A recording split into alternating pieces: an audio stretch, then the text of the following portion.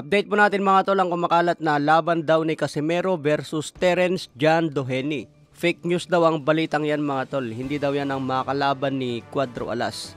Kumakalat kasi yan sa Facebook, pinopost ng iba't ibang fans. Nagpost si Sean Gibbons tungkol dyan at pinakitang larawan ni Casimero at TJ Doheny. Matinong picture ang pinost galing kay TJ Doheny, pero baklang picture naman ang nilagay kay Casimero. Nag-reply dito si TJ Doheny mga tol at natawa sa post ni Sean Gibbons.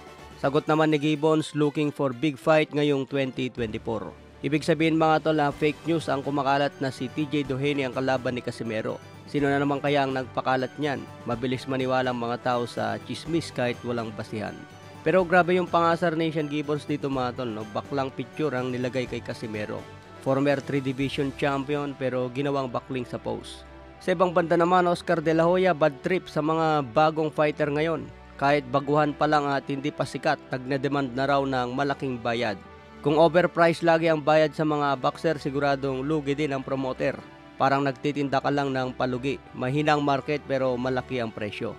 Kaya banas si De La Hoya sa mga demanding na fighter kahit mahina ang market. Sa ibang banda, Conor Benn muling magbabalik sa Las Vegas ngayong February 3. Kalaban niya si Peter Dobson, may kartadang 16 wins, 9 KOs, walang talo.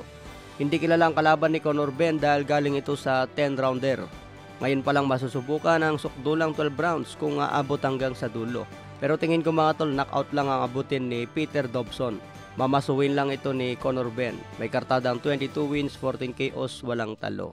Sa ibang banda, former undisputed at 3-time heavyweight champion na si Lennox Lewis. Dismayado sa heavyweight division ngayon dahil parang nagiging boring na ang bakbakan. Una lumaban si Tyson Fury kay Francis Ngannou na galing sa UFC.